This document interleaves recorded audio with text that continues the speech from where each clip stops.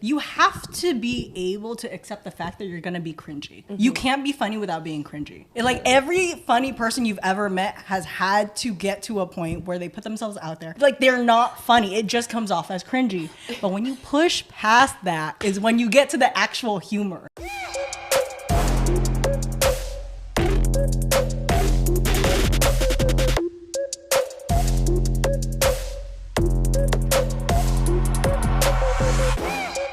Welcome back, my billion-dollar baby. Today we're going to dive into how to not give a shit what people think. And I have the two best people on today that are really going to help you understand how to do that. So listen closely and welcome Kat Lay and Natasha Electra. All right, my ladies, my two funny girls. You guys are both funny, so this is unusual. No pressure. It's unusual. I'm used to boring people.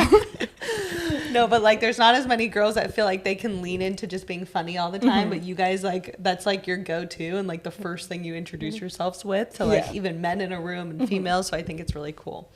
But anyway, so I want to dive deep into how do you guys go about not giving a shit what anyone thinks about you, because you kind of have to do that to be funny. I literally cannot shut the fuck up. If I'm being so honest, I cannot stop talking. And I used to have such bad social anxiety where I couldn't sit in silence. So to compensate for that, I would fill the space and just keep like word vomiting. And over time, I've just given up so much information about myself that used to embarrass me that now I feel very numb to it. There's nothing about me you couldn't find on anything and everything. I absolutely will go on podcasts and feel like I'm just hanging out with my friends like I am right now. And then I say some shit like, oh, the internet wasn't supposed to know that, but you know what? It's fine. It's fine. We're all friends here. We're really not, but it's fine, you know.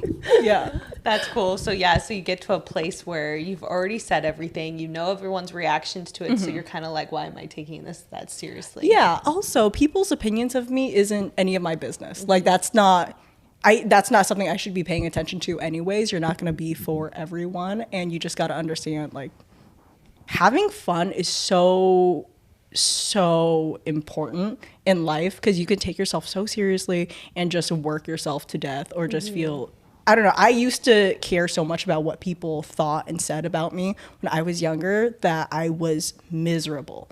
And now that I'm older and I just stopped giving a fuck, I feel like I've never had so much fun in my life. Yeah, and you find the people you actually connect with. Because I used to think, because I was so shy, and I would be in conversations with people, and I was like, why is this so awkward? And I was like, it's probably me. It's me, because I used to be shy, blah, blah, blah. And then instead just realizing, like someone pointed out to me, you don't vibe with everyone. Like some people get your like weird humor in the way we are. So it's like, and then some people you just don't vibe with, and it's going to be awkward, and that's fine. Yeah, exactly. Yeah, and it sounds easier said than done, just because I like to always play devil's advocate for people that are listening, and they're like, okay, that sounds so easy for you. But like there's people like I can relate. Oh, a spider. Hi, buddy. What you doing here? Special guest. You're like a jump scare king. You said easy for you to say. Or Yeah, it just feels like, because I still care what people think. I know that I can say that openly too, because it's fine. A lot of people do. But at the end of the day, like as much as there's times that I don't care as much, but overall, I think I still care. Like it's not to the point where I could be like, go be totally like an idiot in front of people on the street. But you can on certain people. Like, certain people, yes. But I'm just saying, like, if you were like go outside and like, you know, make a huge wedgie with your granny panties up to here and walk around the city. Yeah. Like, I would care what people think. I'd be so embarrassed. I'm just saying, there's people that don't care at all. Do you get more embarrassed when you do something in front of strangers or people that you know? Because I feel like I get really embarrassed in front of strangers, whereas my sister is the polar opposite. She does not give a fuck if a stranger thinks she's weird. She's like, I will never see this person again. Yeah. So I'm going to go and do this like wacky shit at work. Yeah, whereas you're that weird lady. You're like, no, yes, I am actually. I did have that giant wedgie, and I was doing the Macarena on Sunset and Vine. That's just my hobby, and I think hobbies are important. Sue me. God forbid a woman have hobbies these days, you know? That's hilarious. Yeah, definitely in front of strangers. I still care. I mean, there's certain things where I'll be like, okay, get over it, Tara. Who cares? Like, but I'll have to remind myself that. Yeah, so I do still have it. You do too, right?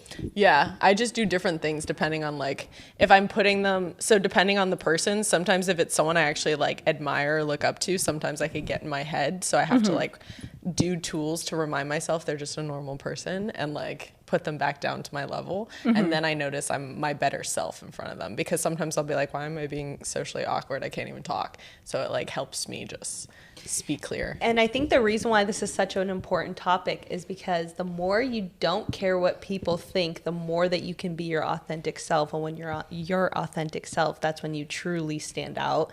And that's when people aren't like, oh, you're just like everybody else. Like you can actually stand out and people will be like, oh, you're so unique, or you're memorable, I'll never forget you. Or like you can create a career on social media, because a lot of people that create careers on social media, it comes from having to get over what people are thinking about you, which is really hard to do. So what are like first initial steps that helped you guys like break through caring? Because also that comes with being funny, is yes, having to not care.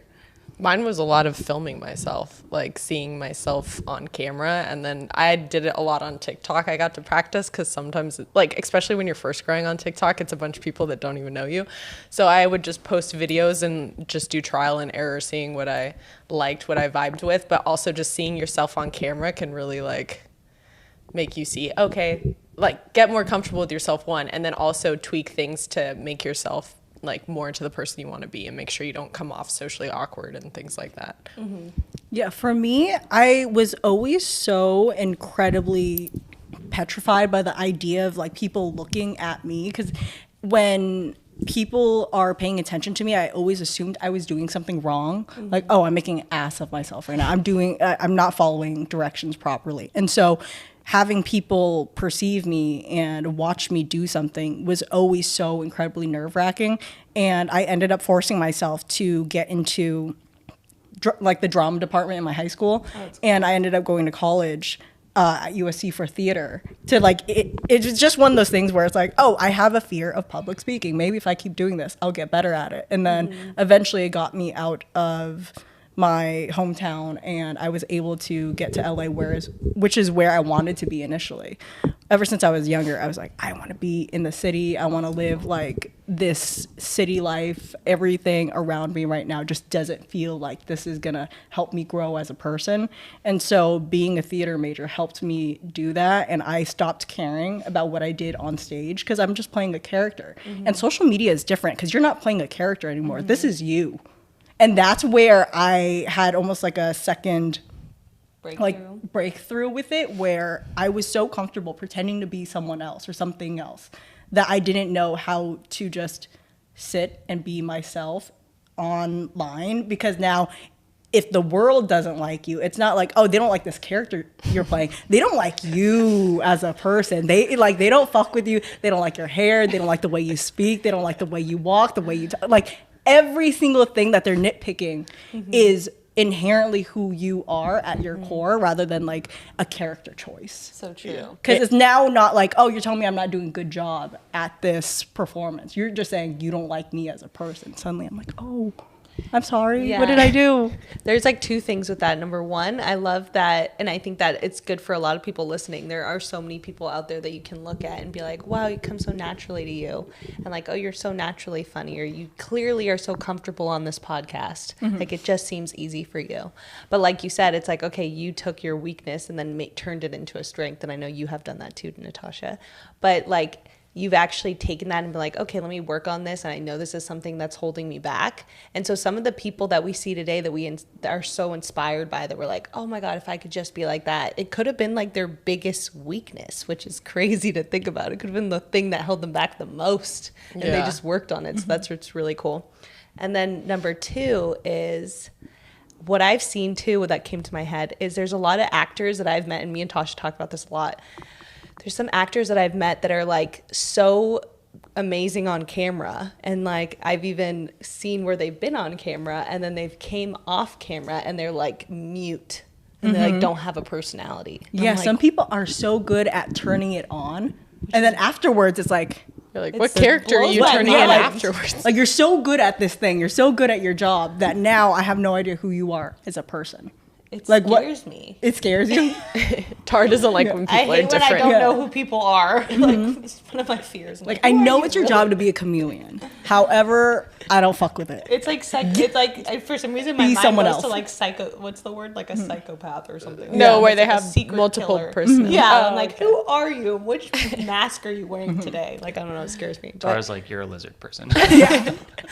yeah, but I've seen it so many times. There was specifically a time with this guy that was like so good on camera. I'm like, he has the best personality ever. And then he off camera was like so uncomfortable. It was like pulling teeth to even have a normal conversation. I was telling Tasha, I'm like, I feel so uncomfortable. Yeah. That's happened to me with comedians too. Ones that are like so funny, and then as soon as they're like not filming, they're like socially so awkward and not funny at all. And I was like, what is happening? Like, Yeah, I feel like sometimes when people are used to having their jobs be performance based, they're so in tune to how to turn it on and be on when the camera's on, the lights are flashing. They know how to get into character. They know how to do their job and do it really well.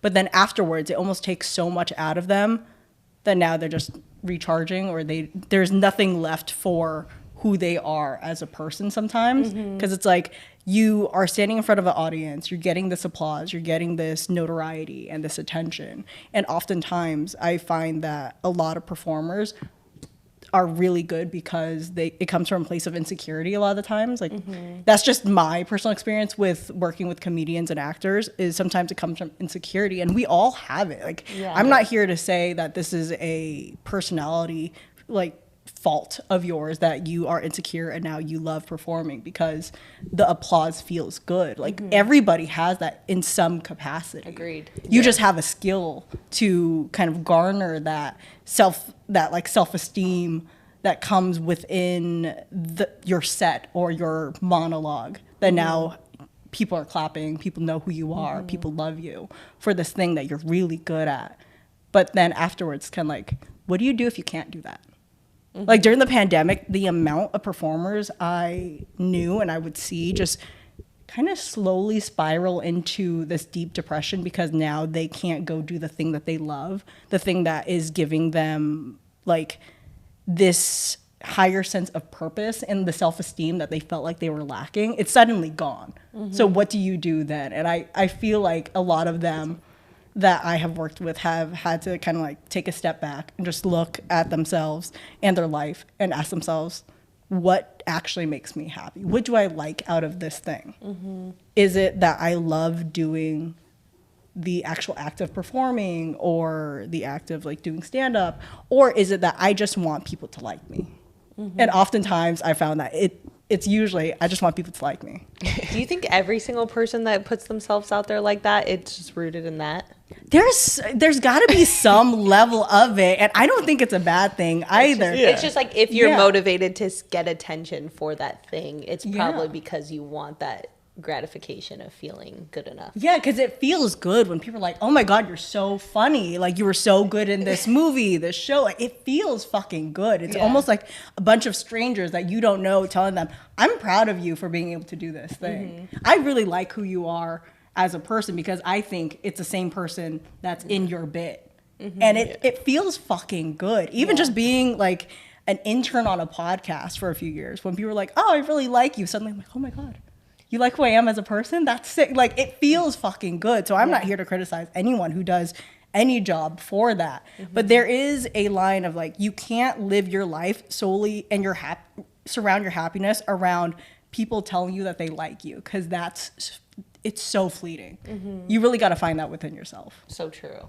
I was curious, Kat, because like you said that you were like really trying to get out of your comfort zone when you chose your major in drama, and then I'm sure you became to love like that path, you know, even though that was like most challenging for you. How do you take like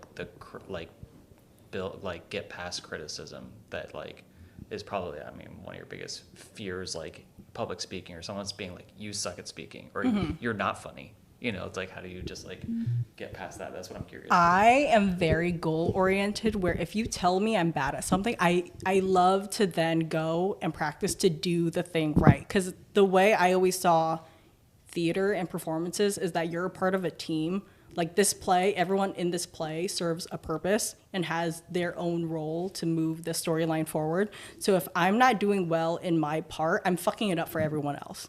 And I really hate being the person that is like holding people back. I don't want to be a hindrance. I don't want to be a nuisance.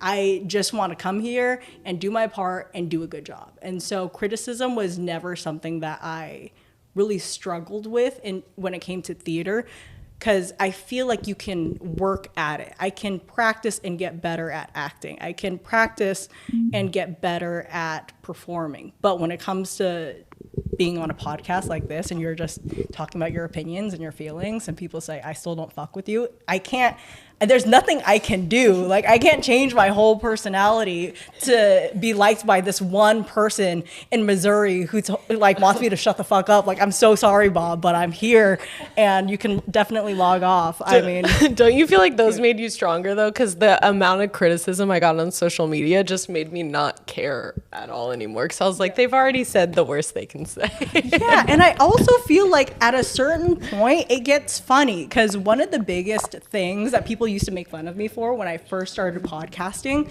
was nobody knew what I looked like. I was just a voice for a while. And people would say like, oh, she sounds like a really like fat butch lesbian. And I was always like, I know I have a deeper voice for a lady, but what you're telling me is when men tell me like, oh my God, you sound like me as an insult, I'm like, you're telling me you sound like a bitch. You're telling me you sound like a lady. And I don't know if that's the flex you think it is, but by all means, sure. Sure. Yeah, sick. Thank you so much, Michael from fucking Phoenix, Arizona. One of the things I want to say is like props to people that go on podcasts, because you really are just being yourself, and that's like very vulnerable than playing a character. Is like playing a character is still like you're hiding behind something else, whereas if you're on a podcast, you have to you don't really have lines, you don't know what we're talking about, like you didn't even know what we're talking about today, you just hopped on. It almost feels like you're bearing your soul in a way, being like, hi. It's almost like trying to make friends, and then the person you're trying to be friends with when you're in elementary school is like, I actually don't want to hang out with you. I don't want to be your friend. Like, oh, sick. Yeah, sick. I'm gonna go over here now. That's fine. I'm gonna go hide under a rock. Thanks so much, Sammy. Love that for you. Is there something that you guys have broken through in life that you would want to talk about to do with this topic that would help people, that you feel like would be good to like share? I just feel like surrounding yourself with good people who want to to support you in what you're doing has always been my biggest thing. Is when I am surrounded by people who are really negative or just want to shit on people for putting themselves out there and trying something new, I find that I get very, very insecure. I revert back to almost being a child again, where suddenly I'm thinking about, oh, how does it look like if I say this, or I do this, or I dress this way, or I work on this type of project? How would it look like to people if I did X, Y, and Z, versus being surrounded by people who are just happy and positive and are proud of me to go and put myself out there and try. Suddenly I feel so much more comfortable to be silly and goofy and more authentic to who I am, versus trying to put on a more constructed version of what I think people want to see. Exactly. That's so true. Because when you're actually comfortable with yourself and you start to not care, that's when you're in flow state, and like you're not thinking about what you're saying, you're just genuinely being yourself, talking, and then it comes with like a power once you actually don't care what people think. And then that's when people are so drawn to you. Like I can just think of a bunch of people online that you could tell are like so unapologetically themselves, and like so many people gravitate towards them because they're like, that's so cool. You've said that a lot. You said that's what you like about comedians. Yeah, that was my favorite thing about comedians, is making light of even just like trauma pretty much that they had in their life, or things that like a lot of people wouldn't say out loud. And that's what I loved about them most, is like putting themselves out there in a way that probably wouldn't be like the best, but then figuring out a way to make it funny for other people. So I was like, I fuck with that. Yeah, like the honesty and vulnerability that comes with being so incredibly nitpicky about shit that you like is silly to make fun of during a set is so endearing. It's like I love when people are a little bit more self-deprecating, because now I feel like, oh, no one's taking like ourselves seriously, so I don't have to either. Okay, it's cool. I don't have to pretend like I'm cool. I could just be me. And because they point out stuff that you may not notice that you think as well, and then you're like, oh my god, I relate to them. Okay, like they're not perfect either, and then you like them more. Yeah, and suddenly you're like, wow, this comedian's fucking hot. Yeah, fucking guys get so hot so fucking quickly. Oh my gosh, the moment you can make me hee hee ha ha, like I can't. You're so fucking hot to me now. Suddenly, I don't even know what Chris Hemsworth looks like. So guys, that hot. Take an improv class. You know who's really hot? Fucking Bill Burr. That's funny. Do you feel like that guys are more comfortable with you when you are funny too, or do you think it's only like girls are attracted to funny guys? I've noticed guys like it more because they're like, oh, I feel like I can talk, like say a joke in front of you without you getting all like, why would you say that? Or like worried about what, like not judging them or whatever. They're like, oh my God, I could say things without you freaking out. They're like, this is so nice. Just as much as girls are like, I want a guy who can banter, guys want a girl who can banter just as much, you know, who's funny. Because if a girl's just dry toast, you're like, sick. Like, you're like, this is fun. I'll just talk to myself. Should be a t-shirt, dry toast. If you know, you know. I find that depending on how I meet a guy, they're more attracted to me if they don't know I'm funny. So if they don't know my background in podcasting, they've never heard me speak or do anything, they've never interacted with me. If I meet someone who only knows me from social media or only knows me from a friend of a friend, and they're like, oh, what does she do? I'm like, okay, I do OnlyFans and I do social media. They're like, okay, they have like this idea of what somebody who does social media, especially girls. I feel like a lot of people give girls who have social media as a career a really hard time. Like, oh, this is some vapid career choice that is only going to last for as long as you're hot. And then you meet them and they're always so fucking smart, so hardworking, so diligent about their work. Like, very often these are just young business women. So I hate when people are like, oh, social media is fucking stupid. You only think it's stupid because it's a woman ran industry. That's really it. This is one of the few industries where women are like leading the way and making crazy money. So shut up. But that's interesting to think about. But when guys don't know that I'm funny and suddenly I'm funny, I'm like, oh, I just fucking made you cackle out of your pants. I made you cackle through your fucking chonies, and it's on. You're in love with me now, and I love that for you. Yeah. There's nothing that feels more fulfilling for you guys than like making someone like getting a good joke out that everyone laughs. Yeah, especially when they don't see they're it's not coming, expecting. because you just think I'm a cute girl. Little do you know I'm slightly autistic and really funny.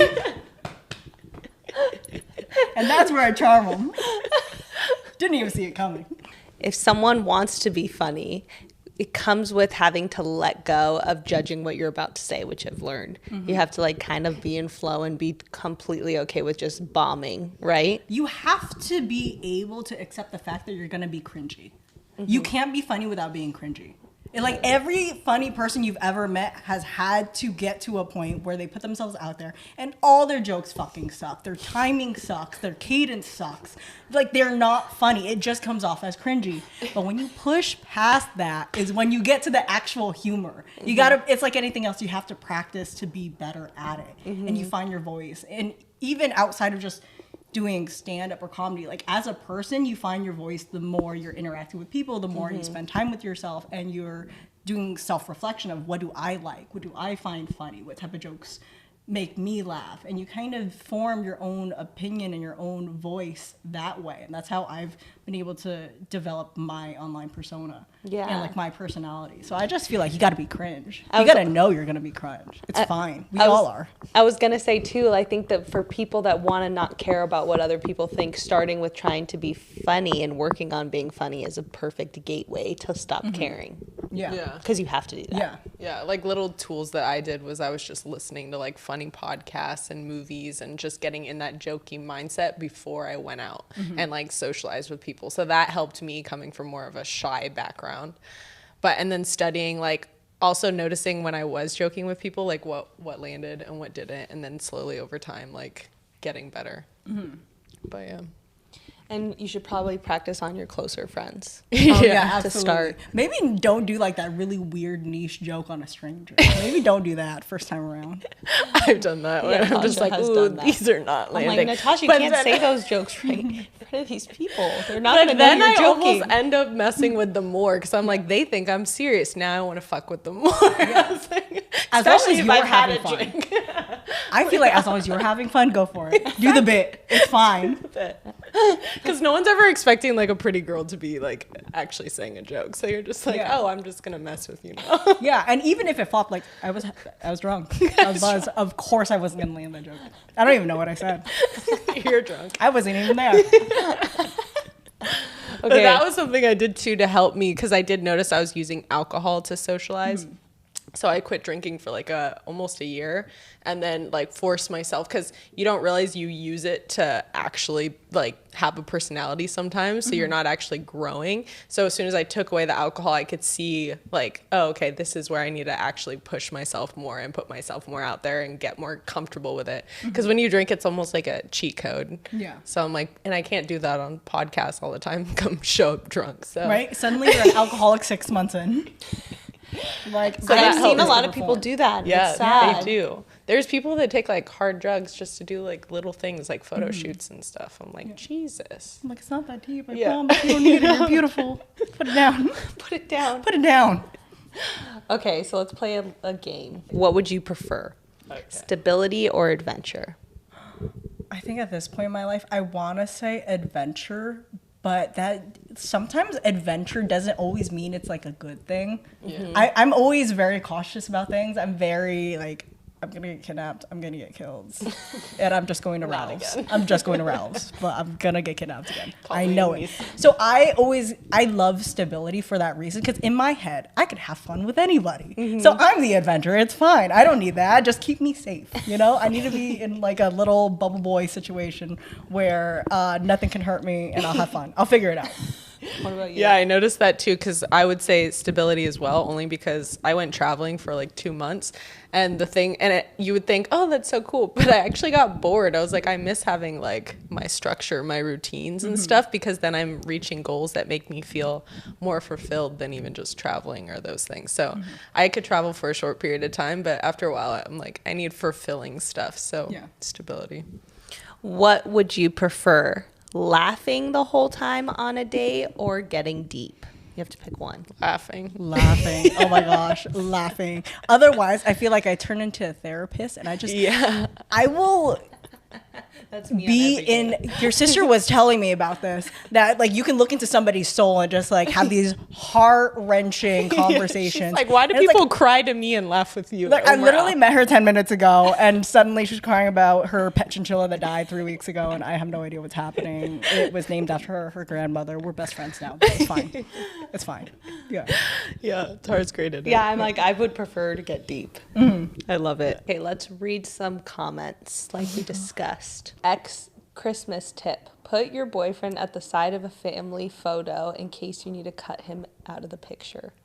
You know what? That's such a good idea. I'm not I even do kidding. that to like, myself though, and other that's people's such a family. good fucking idea. Like before Photoshop had that, like Lightroom has it in their app where you can kind of like digitally erase people from your background. Before that was a thing, you really should have like, if you haven't been together for longer than a year, you're on the side of the Christmas card just in case. Okay? I did that Boyfriends to and myself. girlfriends to the side. I did that to myself, like at a boyfriend's Christmas family gathering. I was like, and they were all like Vietnamese, so Yeah. I was like the only whitish person. So Yeah. I put myself just right on the edge. I was like, who knows? Like, I don't want to ruin your picture. Who knows like, where cut this is me gonna out. go? You can Photoshop this, you can cut it out later, and it doesn't ruin your family.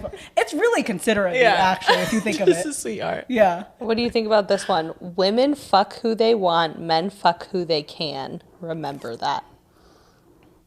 I think for the most part that's accurate. Yeah, but there are some guys that don't, That are Yeah. choosy. that are choosy. Yeah, I think it really depends on the guy. But for the most part, I feel like that as a blanket statement is pretty true, because men usually do you just kind of think like about? throw themselves everywhere. And it's almost like throwing spaghetti at a wall, whatever sticks, sticks. Whereas women are a little more selective, but they get like, it's not always quality. Well, that 'cause we have you more get, options. It's like quantity. Yeah. Yeah. Yeah. I feel like it's like women fuck who they want and can, and then men fuck who they can. Yeah. It's like women have the option of like who they want, and Yeah. like they just whoever wants to fuck them. Like whatever. Because women just have more options, and then there's like the rare guys that actually do get more options because they've worked on themselves, and then they become more choosy because they see over time when they're probably went through their slutty phase that it isn't that great. So they're like, okay, I love I'll saying get that men choosier. have a slutty phase. They Because do. it's never worded like that. And it's like, wow, your slutty phase lasted a decade. That's crazy. They do have slutty They do. phases, Some and they will never could always graduate have a from them. slutty phase. Some stay in it their whole And that's lives. like to me the most unattractive thing in the world. That will be a whole nother episode. Okay, I think your 20s are spent worried that you aren't hot enough, and your 30s are spent figuring out how you can get back to being as hot as you were in your 20s. That's sad. No, I got hotter as I got older. I agree with that Same. wholeheartedly. I feel like I'm hottest in my I feel 30s, like and then it your dives. peak isn't until you're like, you don't really hit peak hotness until you're like in your late 20s, because you're now you know how to do your makeup, you know how to style your hair, you know how to dress the way you want to dress. You're more confident with just like life experiences. And mentally. Yeah, your brain is fully formed. That's hot as fuck. I am so truly amazed by people who are just automatically hot in their 20s. I'm like, how did you figure that out? I couldn't even figure out how to like do my eyebrows until 27. That's so true. This dude's been making me happy lately. I think I might post his arm later. Honestly, Like I at a dinner when you only show like love a soft launch so hard. Yeah, Soft launches are so much more fun than hard launches. I almost wish, I tell my friends this all the time, if you're gonna soft launch a man, just never hard launch him, please, because it's so much more fun. The tease I don't is want to better. know. Yeah. Like, have you guys watched The Proud Family on Disney Channel? Yeah. I want like all of my friends, boyfriends, and girlfriends to be Wizard Kelly. Like, I want to know you have a significant other. I don't want to see anything else. It's more fun not knowing. Like, I want Wizard Kelly and I want Miss Sarah Bellum from the Powerpuff Girls. Never show a face, just hard launch, extremities. That's it. I saw a Yeah, recent- because then their imagination could go wild. Yeah. I saw a recent toxic video. It was like everybody has the one like husband friend in the group that all the other girlfriends will use like the leg or the arm Oh, like to absolutely. make like their ex jealous. Yeah, absolutely. Oh my God. Or sometimes when you're down really bad, I've done this with my sister and my cousins where if it's a group of girls and one of them need to make a guy jealous, this is what like my cousin group used to do in high school. Like, we would take whoever had the thickest leg out of all of us, put it in like jeans and then like sweatpants and just like put like the dry tech Nike fit on and just like sprawl out and take a photo, and suddenly you think they're with a guy and everyone's hyped for like 40 minutes posting on the story like, did he see it? Did he see it? Yes. Did he see it? You'll never know. Tell him he doesn't go to our school. It's fine. He'll never know. That's hilarious. Okay. If someone is flirting with me, I need them to literally say, I'm flirting with you, or else I'm like, wow, they're just so nice. No. I'm almost the opposite of that, where I do that, but not because I don't realize they're flirting with me. I just want a man who's gonna say it with his chest. Yeah. So I will play dumb for as long as, but I didn't know you liked me. I didn't know. I know we've been like in a situationship for a year, but I don't know. You didn't tell me. You didn't say you liked me. I need it verbatim. I need you to basically like shout out at the rooftops. I'm like, oh my God, you have a crush on me? I thought we were friends. That's crazy. Oh, I love how these things work. That's a good one. Yeah, because girls always know when Yeah. a guy likes them. At least for me, I always know. You get a hint. I know you're pretty bad at it, but I think you get I'm it. not as good as you are, but Yeah. I can catch it sometimes, and then I'll be like, yeah. I just like act like I don't notice if I'm not interested. Yeah. You're Right like, over my head. you're like, what? He's just being nice. He's so Hey, sweet. buddy. Such a nice How guy. you doing? No, we can't have dinner on Saturday. Silly I'm goose. busy. What about this one? When you made plans when you were in a social mood, and now it's time for the plans. Oh my God, no, That's literally. me all the time. That's why I hate doing plans far in advance. I prefer it because I work so much, Oh, I and I can can't. mentally get myself ready. But it's usually because I work so much that I'm crying. Yeah, and then you go out and you have the best time. You're like, why was I stressed about this? Why Yeah. didn't I want to show up? And I know I want this for myself, but in those moments when you're like, oh, I have to shower, shave, do everything, it's because the getting ready. It's if the you were getting a guy, ready. If I could just walk if you could out, just roll out the house, those dicks, done. literal dicks. Okay, my new rule for dating is that I'm not going to save their number in my phone until we're married. That's what your one friend did. Oh, yeah. That is But hers so was like funny. an OCD type thing. Yeah.